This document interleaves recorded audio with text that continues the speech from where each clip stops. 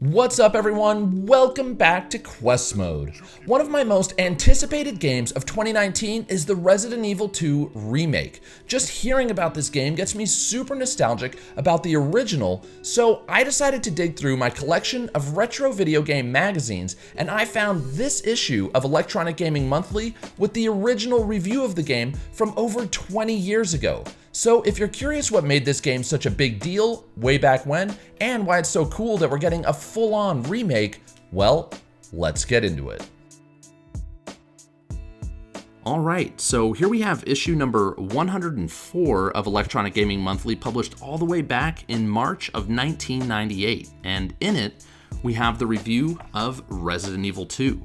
And as you can see, it tied with another game, Point Blank, for Game of the Month, which I find interesting because I imagine a lot of you probably haven't even heard of Point Blank. It was a light gun game for the PlayStation, but that's not why we're here. We're here for Resident Evil 2, and before I read these reviews, I want you to just look at how short they are. I mean, this is how it was back in the day. Before we had video reviews and 1,500-word reviews on websites, we just had 4 short little paragraphs and 1 screenshot to help you decide whether to buy a game. So let's get right into it with the first review here by Sean. He gave the game a 9.5, and here's what he said. All I can say is, wow, Resident Evil 2 is everything I could want in a sequel. I admit that I thought the first Resident Evil was a little overrated. Sure, it was scary and presented some interesting features, but it left me wanting more. Well, Capcom has given me all I could ask for with Resident Evil 2. Everything from the awesome graphics to the layout of the game is flawless. In addition, I absolutely love the integrated rendered full motion video.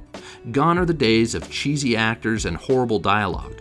Now we have incredible rendered sequences with above average voiceovers. But that's just part of the excitement. When you're walking around the game, numbers of zombies and other downright disturbing beasts come at you from every angle, and then pop up just when you thought they were dead. On top of this, the detail of practically everything in the game is perfect. The pre-rendered backgrounds coupled with the eerie music and sound effects make you feel like you're in a horror flick. A step up from a B-movie even. With this upgrade though, not 1 ounce of that Resident Evil feel is lost. If anything, the enhanced big screen style gives you that much more of that feeling. The most memorable scene for me is when you're confronted by a giant reptile. Let's just say you'll need a clean pair of underoos on hand. So that's kind of their main review, and then they have these 3 shorter ones. First up on those is Craig. He also gave the game a 9.5, and he said, if any software developer wants to see how a sequel should be done, they should look at this game. I didn't like the first Resident Evil, but I absolutely adore this one. Just about every major problem in the first game has been corrected, save the fact that it's still hard to see objects like ammo in rooms. The graphics and gameplay are excellent, and a masterful job was done to create the ominous and frightful mood of the game. A must-have. Next up, John gave the game a slightly lower score. He gave it a 9.0, and he said, I was not a big fan of the first Resident Evil, but Resident Evil 2 is everything the first game should have been, and more. The cinemas are great, and the story is very interesting and suspenseful, and the scare factor is unbelievably high. Shu says I scream like a girl. The control is still a bit annoying, but it's improved and the whole atmosphere more than makes up for it. Being able to play from both sides of the story, Leon and Claire, rocks. Redemption. And then finally, we have Dan's review, and I believe he's the editor-in-chief at this time for EGM, and he says, Resident Evil 2 thoroughly surprised this reviewer, one who wasn't that wild about the original. It sucks you in with its excellent graphics and creepy atmosphere. I played it for hours before realizing it was almost time for me to go to work the next morning. This game is horrifyingly intense. The menu system still sucks, but everything else is just about perfect. This may just be an early contender for PlayStation Game of the Year. So those are the 4 reviews. Obviously, they loved the game, and they summed it up down here with some numbers. Visuals, they gave it a 9. Sound, they gave it a 9. Ingenuity, a 7. And this surprises me. They say replay, it only gets a 6. And the reason that surprises me is because one of the main innovations of Resident Evil 2 was that you could play through it as 2 different characters, and on your second playthrough, the doors you opened on the first go around and the items you used and some of the monsters you killed impacted the second playthrough. And that was I had never seen anything like that. In fact, each character had their own disc in the game. It was a 2-disc game. So it really gave you a reason to experience the story twice. And I've been kind of radio silent on what they're doing with the remake of Resident Evil 2, but it'll be interesting to see what they do with the 2 playthroughs for the 2 characters.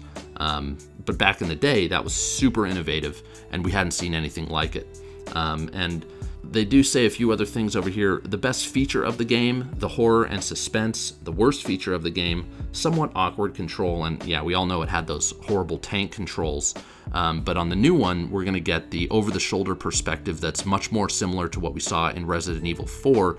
But I imagine it's going to be a lot tighter than even Resident Evil 4. So with the new controls and the new, next-gen graphics, I mean, this is a full-on rebuild that they're doing for the new Resident Evil 2. I can't wait to see it. But before I wrap this video up, I have something else I want to show you that just kind of puts in perspective why this game, or how big this game was back in 1998. So here we have the 1999 Video Game Buyer's Guide, also published by Electronic Gaming Monthly. And as you can see, Resident Evil 2 is right here on the cover. And if you open to the PlayStation section of the magazine, they have this list at the bottom of the top 10 best-selling PlayStation games of 1998. And on this list, you have games like Tomb Raider, Need for Speed 3, Crash Bandicoot, the original Gran Turismo, Tekken 3, and at the top of the list is Resident Evil 2. So this game was huge when it came out. It was a huge hit. It managed to outsell every other game on the system, and here's what they say about it here, just another short blurb. The survival horror game came screaming back with a vengeance. Bigger chills, better graphics, and a longer game gave Resident Evil fans something to remember. And if you flip ahead a couple pages, the editors made a list of their top 10 PlayStation games of all time, at least up until this point. And Metal Gear Solid is at the top of the list, which I think is a fine pick. That's actually my favorite PlayStation game of all time. At number 2, they have Tekken 3. But at number 3, they have Resident Evil 2. So they thought that it was the third best PlayStation game of all time, ahead of games like Castlevania, Symphony of the Night, Gran Turismo, Final Fantasy VII was number 7. Tomb Raider 2 was number 9. That's one of my favorite PlayStation games.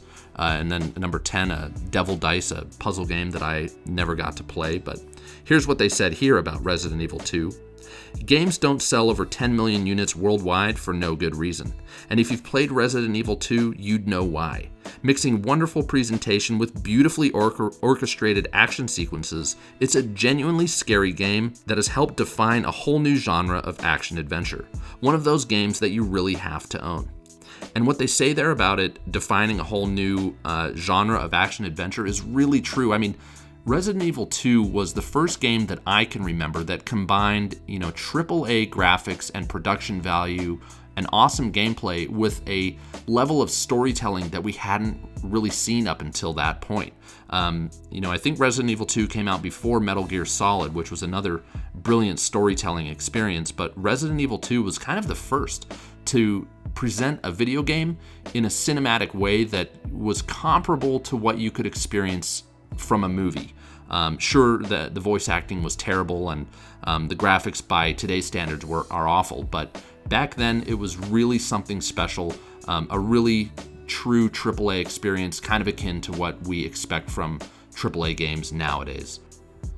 Well, there you have it. Thank you so much for watching the entire video. If you enjoyed it, give me a thumbs up. If you didn't, give me a thumbs down. And if you like watching me flip through these retro video game magazines, do me a favor and let me know in the comments, because I've got a huge stack of them and I'd love to go through them with you guys in future videos. And as always, if you never want to miss one of my videos, all it takes is clicking that subscribe button. We'll see you in the next one.